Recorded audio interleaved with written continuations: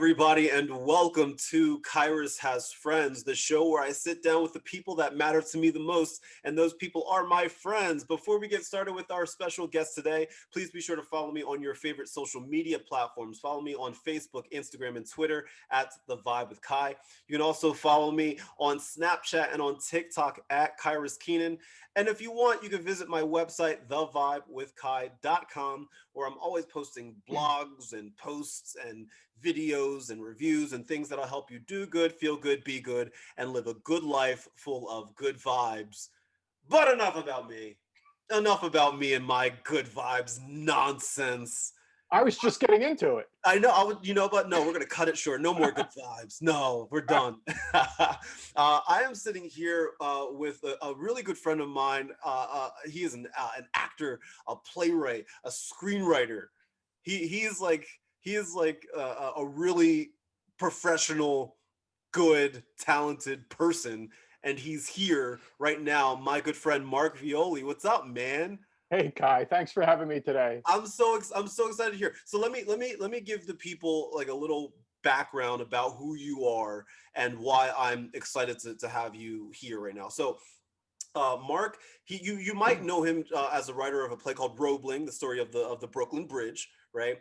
He's also went on to pen a World War II stage drama called Writing the Comments, which had its premiere not too long. I guess what 10 years? I guess it was almost 10 years ago now. Yeah, it was 2011, I think. Yeah, it's 2011, and it was named one of the top 5 productions of that year by the Princeton Packet, which is a big deal. That's a good thing.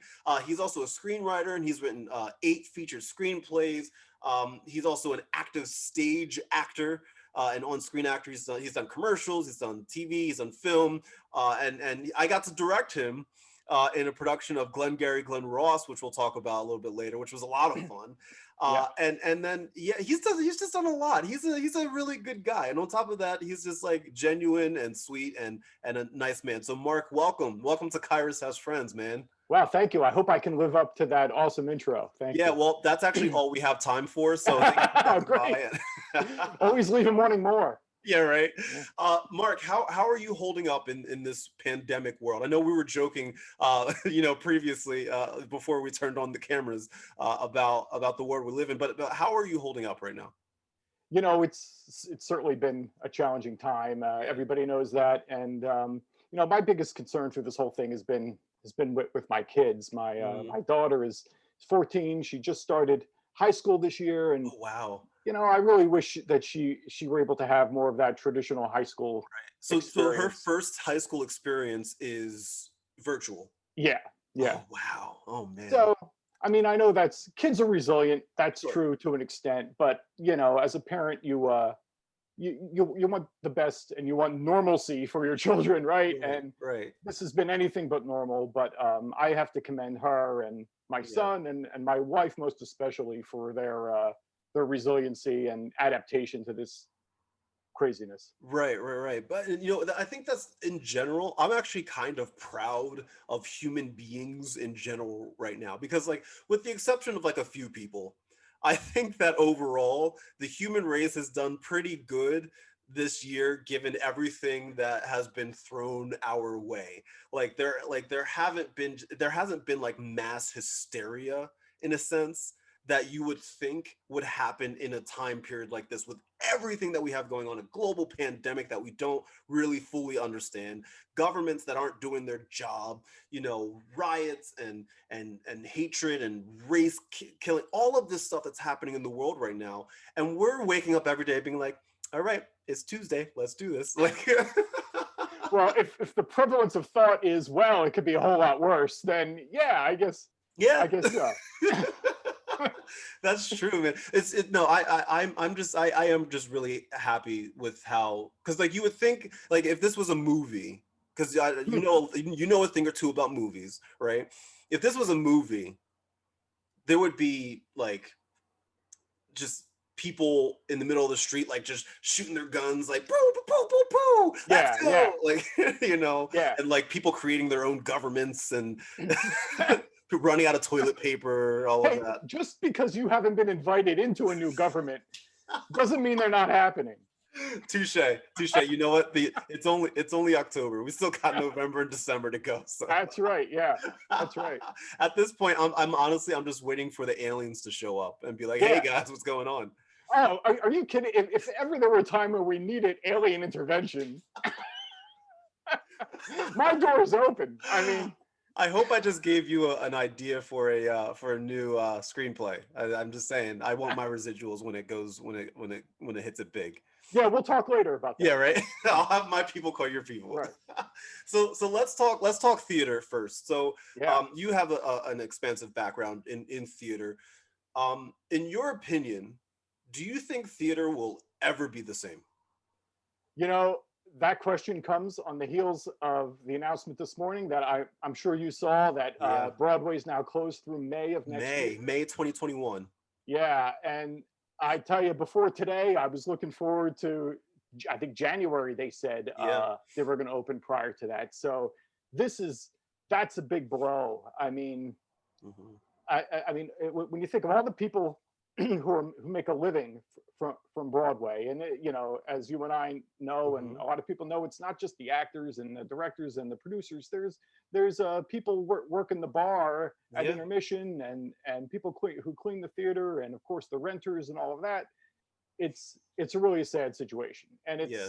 it's certainly sad for creative people who work in the industry or are trying to work in the industry, and you know the door is literally closed Yeah. Yeah. until the end of May. So to answer your question, will theater ever be the same? Gosh, I hope so. Hmm. Um, but I think if you're talking about a May opening, the possibility of a Yeah. May Like opening, maybe, yeah, maybe. Yeah. I Yeah. think I think you have to tack on at least 6 months of provision of provisional access Yeah. Hmm. um, after that point, and how Right. that filters down to the regional theaters and the community theaters and all I mean, they're going to be 6 months behind whatever happens in on Broadway. So Mhm. it's a pretty bad situation right It's now. scary, and you know, Yeah. and I think you might be able to back me up on this, but here's the reason why I am hopeful, just for the art form in general. Because once again, you have a bigger background in this than I do, so you can speak a little bit more to this, I think. But a lot of our greatest art has come out of dark times like this, right? Some of our favorite screenplays and paintings and music and like all of this stuff, come out of these times when people aren't sure, like when they're living a life of uncertainty, or they're not sure what's going to happen next. Do you think that there are a lot of like playwrights and screenwriters out there right now that are just at home right now being like, okay, there's no theater, there's not much film happening right now, I'm going to write some really good, like, thoughtful work right now? Do you see that happening right now? I would like to think that. I would like to think that if nothing else, this gives a lot of people an opportunity to sit down and write Hmm. whatever it is they're writing. And I certainly agree with the historical perspective that a lot of great art has come out of tumultuous times. Um, I'm also preparing myself though for a whole lot of really bad plays that are gonna be about COVID. Yes. Yes. Oh, tons. Can't wait. I can't wait to star in it too. It's gonna be great. so That's gonna be fun. so I'm hopeful that there will be good art created during this time. Hmm. Are you writing yourself right now? I'm writing. You know, it's funny. I was starting to write a a stage play Hmm. about beginning of this year, but when I saw what was happening with Broadway and the theater world in general, I abandoned it for now. Wow. Okay. Um, Hmm. and I changed focus over to an older screenplay idea Hmm. that I had that I'm resurrecting. So Oh, nice. Hmm. Nice. Nice. And how do you does the current, so like that's an older screenplay, does the current climate affect the way that you've been writing that now, or is it the same kind of mindset that you have? Not this particular piece, Okay. but I worked on a piece last year that I worked closely with a doctor of child psychology who Hmm. wanted to get something out into the world about trauma Okay. and Yeah. and um, and how children in particular deal with trauma, react to trauma, deal with the danger of school violence and school shootings, Mm. which, if you'll remember, 18 months ago, 24 months ago, that was the big topic. Yeah. Yeah. Yeah. So we worked on that, and I finished what I think is a pretty nice pilot about it. Nice. But there's nothing happening with it, and Right. I think a big reason for that is because we don't know what school is going to look like. Right. So Yeah. it takes place in a high school, Right. a traditional high school, right? Hmm. But we don't know what high school is going to look like Right. in 24 months. Right. So I think a lot of people are staying away from it just for that reason. Right. And I wouldn't even know how to adjust it if I were to Mm. change the Right. focus of it. I wouldn't even know how to do it. Right. Can you talk about your process in general when it comes to, writing? Like, so you come up with an idea, you have an idea for something in your head. How do you even like begin? Do you put like a skeleton out first and then kind of fill it in, or do you just kind of write and see what comes out? What is your normal process? So over the years, I've been writing now for close to 20 years. Okay. And you're 21 years old, so that's I, great. I am. Yeah. I started at a very young age. Yes. um, but I have kind of developed a series of steps that I go through. Mm, So I have an idea, and the idea really has to percolate for a little while. mhm, I need to make sure that it's really something I want to pursue. mhm. So that might even be before I put pen to paper at all. Um, I want to make sure that it's an idea that I'm going to want to live with. If Mhm. I'm going to write it, I know I'm going to be spending 6, 12, 18 months writing it. I want to make sure that time is well invested. Sure, sure, that makes sense. So so if I have an idea that passes that acid test, then what I'll do is I'll write up what I call a brainstorming sheet. And this is really 1 to 3 pages of bleh, just Mm, whatever thoughts I have on this subject go in the sheet. It could be a little bit of dialogue, it could be a character's name, it can be just anything, a right. plot In point. in no particular, it's just Right. yeah, yeah, yeah. Mhm. And something that would only make sense to me. Right. I Right. would It's never like share it's like that in with your anybody. own language, yeah. Yeah, right, right. It's in Mark's language. Yeah. Right, right. And then from there I will develop an outline. Mm, And I've convinced myself that an outline is time well invested. mm, Even if I spend 6 months writing an outline, mhm. um, I don't think I would spend quite that long. But if I did, it would be Yeah, time well invested, because I really do hang my whole story on my outline. I don't right. want to begin writing my story and then I Not get know where it's lost. going. Yeah, Right, yeah. right. You have to know. Yeah, you have to know the ending, Right, and right. it's important to know the steps along the way. And an outline will usually be like 7 or 8 pages for me, Mhm, and which is a pretty healthy sized outline. mhm. And then I'll begin writing, usually right from page one, Right. because at that Always a point good I place to have, start. yeah. Yeah. Well, I have started with scenes in the middle. Okay, I- okay. If you have, and that goes back to the strength of your outline and the strength of your idea. Yeah, If you have a solid foundation for all of these things, and I know I'm going to use this scene in the diner, in the restaurant, or whatever, right. with these characters, then I can go in and I can write that scene. And sometimes that helps. That helps expand the universe Right. of your overall idea.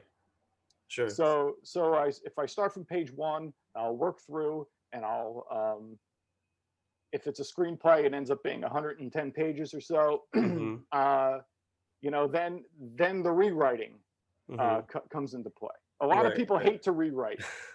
I love it. Yeah? I Do I, you I do you, do. like do you critique it yourself and then rewrite it, or do you send it off to people and they're like, "Hey, actually, you might wanna change this," or both? No, first I go through my own rewriting Yeah. process quite a bit Okay. until I'm satisfied that I have something that I want to show to somebody else. Okay. Mhm. and then from that point on, then I do have a smallish group of people that I trust their opinions about. And of course, I'm not shy about sending my work out to contests and to get feedback and such. Right. And I take all that in as feedback as well. Right. Right. So one of your most popular works is Roebling, the story of the Brooklyn Bridge. Can you tell people what that is about and why you even chose to write that story? Yeah, so Roebling is actually the first thing I ever wrote. Really? Yeah. Oh, I didn't know that. Wow, you just struck it right off the bat. You're like first at bat, you get a home run. Well, and as much as Roebling has given me, I owe just as much to it, because that's really where I learned to write. I had always wanted to be a writer, and I didn't start writing until I was like over 30.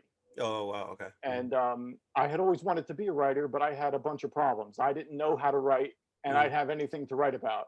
And looking back on my high school and even college education, I never even knew what a story really was. Interesting. Okay. And I blame the failure of the public education system. Oh, that's another podcast for another day. We don't even want to go there. But I see through the work my children are doing that it has improved. Yeah. So I wanted to write something, and I had always been, I was born in Trenton, and I've lived in neighboring Hamilton just about my whole life, and I was aware of the Roebling family.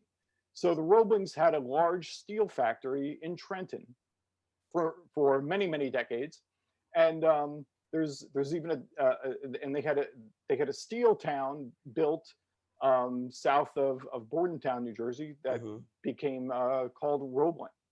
And so there's a whole town named after them. So I was always aware of them, and I knew that they built the Brooklyn Bridge. Right. And then one day I saw on the History Channel this like half-hour expose of how they built the bridge, and it's just amazing.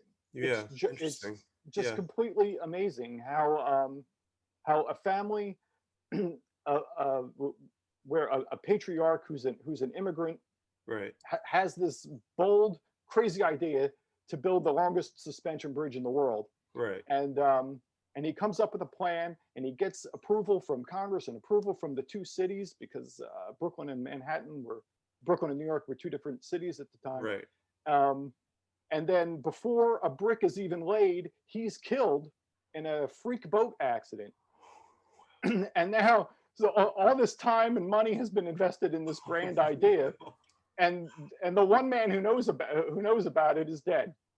So his son takes over the project. His son had never led a construction project, and certainly nothing like this. Nobody had ever. Of course, except the Egyptians. What would become one of the most iconic bridges in the world, right? Right. And then through a series of crazy mishaps, he becomes an invalid. He becomes bound to a wheelchair after attending to a fire inside one of the underwater caissons that were used to build the towers. And his wife takes over the project, basically.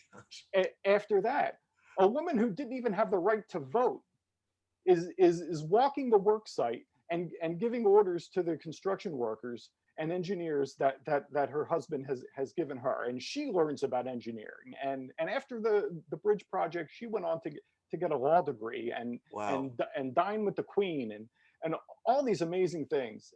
She's a remarkable woman, Emily Warren Roebling. Right. So the whole Roebling family is really amazing. Right. And all the consternation that they went through to get that iconic bridge built, right, is just an amazing story. And I'm fortunate that it translated well to the stage. I did need to do a ton of research. Right. But most of what you see on the stage in Roebling, the story of the Brooklyn Bridge, is really true. Sure. Mm-hmm. So I have an idea. I mean, I'm just throwing it out there. If you want to go mainstream, turn it into a rap musical. I'm just saying. I've heard I've heard that that could work. I heard that you might be able to take something old school and just like hip it up a little bit, and it might take off. I'm just saying, Um, just throwing it out there. Others have had success. I've heard. That's amazing. No, that's really cool that you got to write that. And then and so what does that actually kind of leads me to another question that I have. So you and I got to work on Glengarry Glen Ross together, which was a lot of fun. And that's written by one of my favorite playwrights, David Mamet, who is brilliant in and of himself. Um, do you have a favorite playwright that you like look to or are inspired by when you start, putting together ideas? Do you like, is there a playwright that you're like, wow, that is it right there? Um, Rather than identifying a single playwright, I think Hmm. there's certain stories that I try to keep in mind Hmm. all the time. Hmm. Uh, and certainly, I admire much of Mamet's work. Hmm. One particular story that I constantly have in my head when I'm writing is of Mice and Men. Yeah.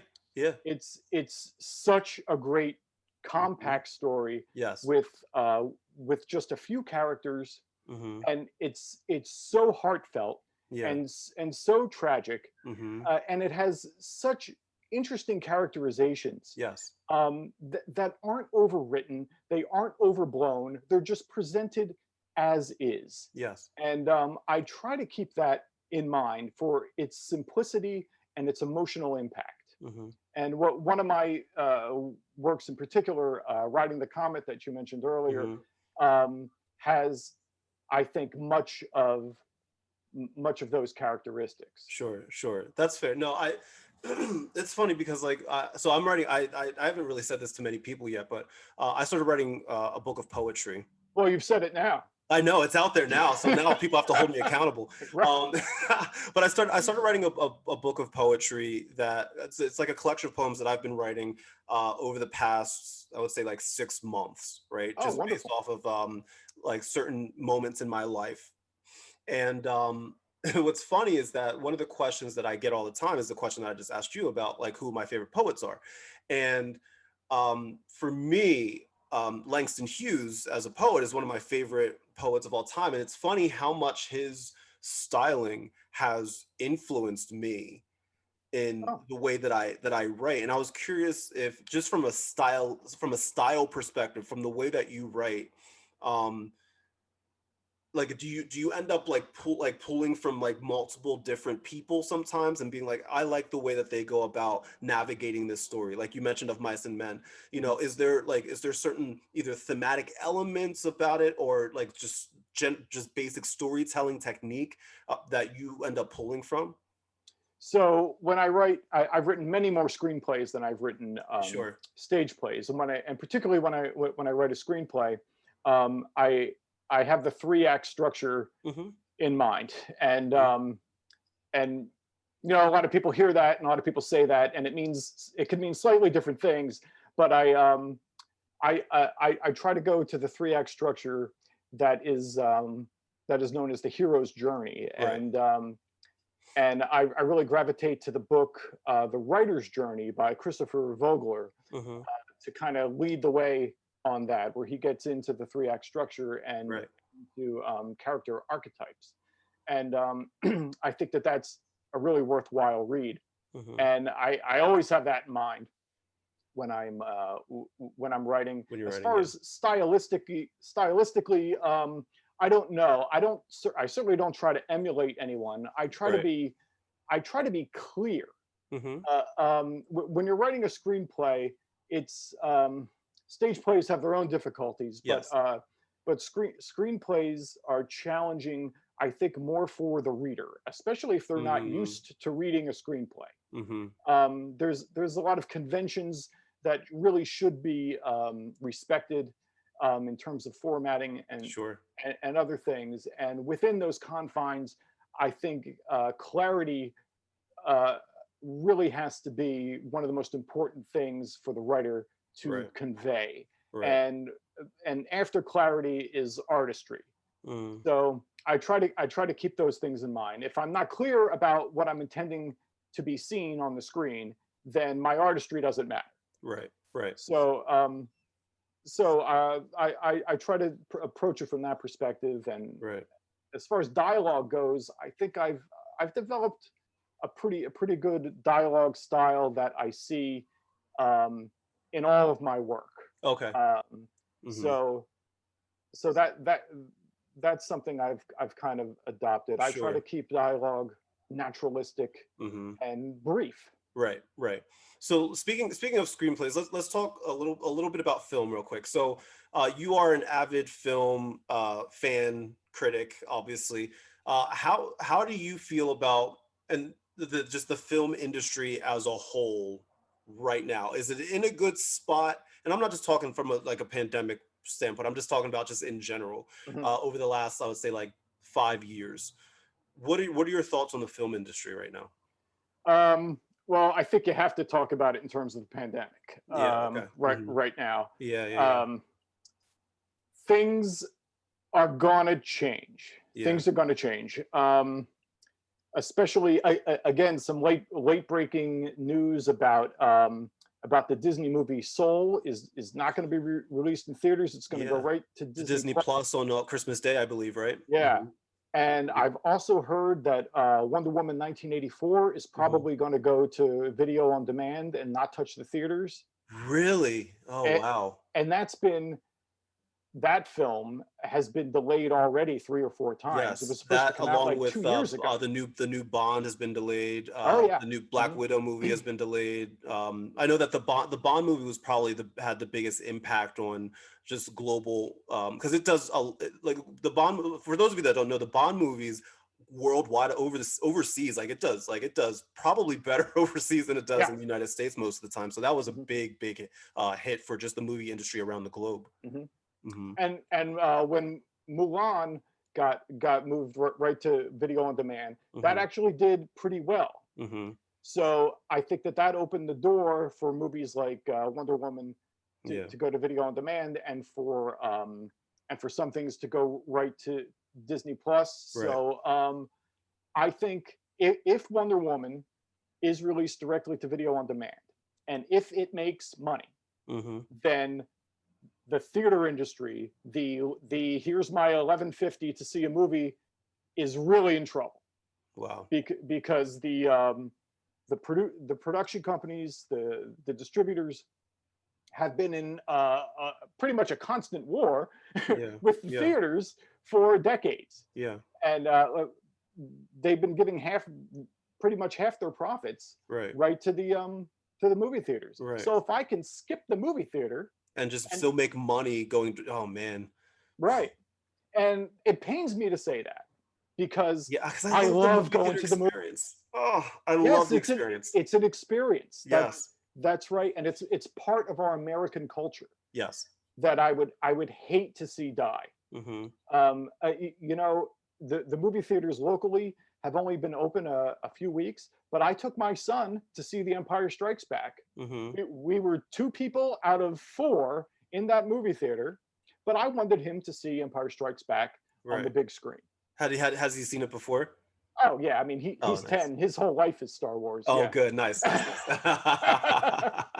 Yeah, I really honestly hope that it doesn't go that route because I've always been a big proponent for going to the movies. I love going to the movies. Don't get me wrong, I have nothing against like streaming services like Netflix Yeah. and Hulu. Like because I utilize that stuff every day. In fact, I literally just started watching the new House on the new Netflix haunted series. I can't think of it right now. But like there's a lot of really good stuff that's on Netflix and No doubt. Hulu and Amazon Prime and stuff. I watched a TV show called um oh gosh. Ugh, I can't think well, see this is what happens when you get old, Mark. You can't remember when everything. when you get old. I think it's called Oh like boy. 999 or something. I can't remember the name of it. But there's a lot of good stuff that's out there right now. And so like I'll never knock the streaming services, but I just will always love going to the movies. Like I remember when I went to go see Avengers Endgame, the whole fight scene at the end, just to audibly hear people cheering and like hooting and hollering and screaming and clapping, all that stuff, nothing beats that. Nothing will ever beat that experience for me. Like, Oh, I love that stuff. I agree 100%. The theater going experience is it it's a lexicon in our American culture, Yep. And I'd hate to see that suffer. And I agree Right. with your comments though about the streaming services. There's plenty of great content Mm-hmm. on the streaming services, and the streaming services have opened up a lot of opportunities Yeah. for people trying to put their toe in Hollywood like me, Yes. and Right. and I think that they're very important to hearing new voices Mm-hmm. in the medium. Right. So I I wish the streaming services well, Mm. and you know I wish the theaters well Yeah. also. I don't want to see that die, but Mm-hmm. I think maybe the writing is starting to get written on that wall. Yeah.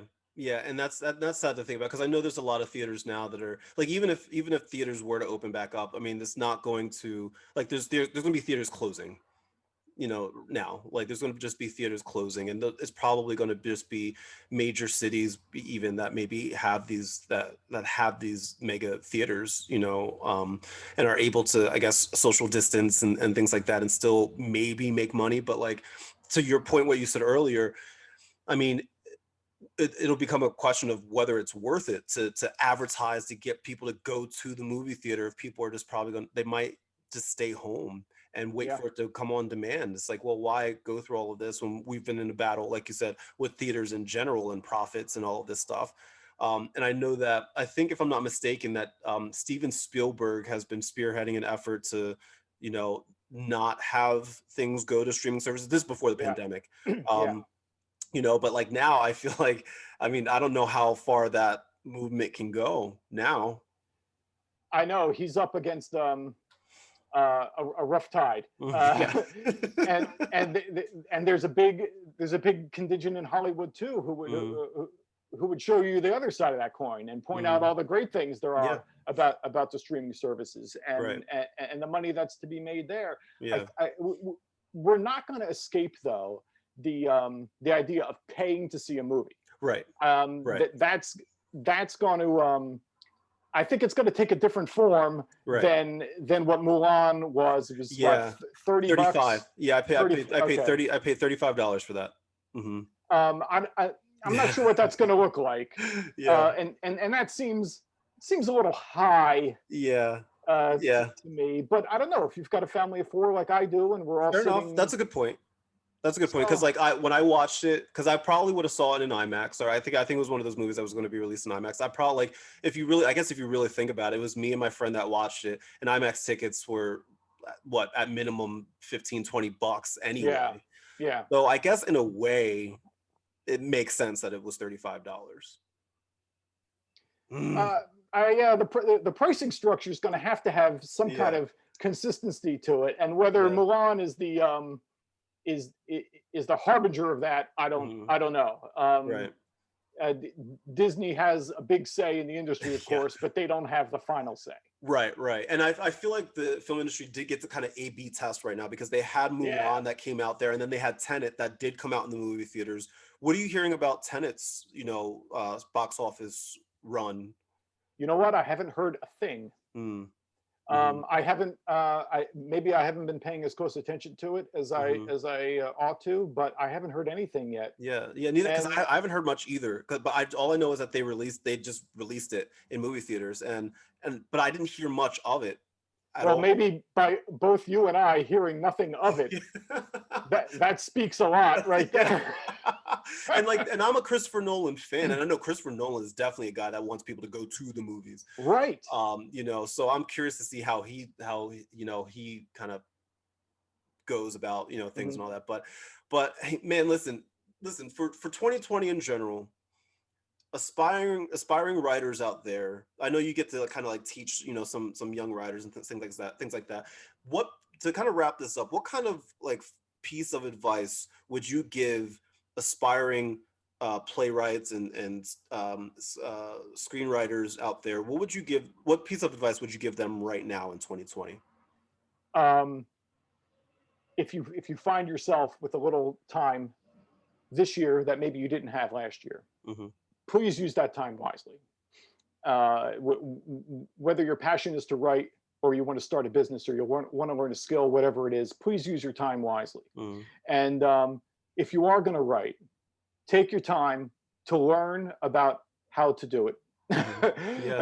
Especially if you're writing a screenplay, there's Yeah. expectations of a screenplay that need to be respected. So take a little bit of time and read a book. Read the writer's journey that I mentioned earlier about how to structure a story, and then find an idea and attach yourself to that idea. Hmm. And for me, outlining works. Some people hate to outline. For me, it works. But find what works for you, and Hmm. find a story that you want to tell, something you can tell in an authentic voice. Right, right. I love that, man. If people want more Mark, what can they, where can they go? What can they do? You could go to my horribly neglected markvioli.com website. That's fair. But it has all the information, like the information on how to contact you if they have any questions, comments, concerns, It, all of that kind of and stuff. and you could see my headshot from when I was 33 or so. What's next for you, man? What's the next step in your journey? So I'm going to be finishing, beginning and then finishing my my screenplay I mentioned earlier. It's a kind of a fanciful Christmas story Mm-hmm. that I've had the idea for many years, and I'm Yeah. finally getting around to writing it. So I'm looking forward to that. And as far as getting my feet up on the boards again, boy, I wish I could tell you when that might be. Me too, But man. Me too. Absolutely. Well, Mark, I'm so happy that we got to sit and chat, man. It's been a while. I think this might be the yeah, first time we talk like this year, I think, yeah, and it's October. yeah. So I'm glad to see that you're doing well. I'm glad that the family's Likewise. doing well. Thank Please you. give them my love and all of that. And dude, thank you for taking time out of the middle of your day to speak with me. And I'm just saying, if you want to work me into your rap Roebling Yeah. musical that you're going to write, I'm just saying, I'm down. I'm free. I got time.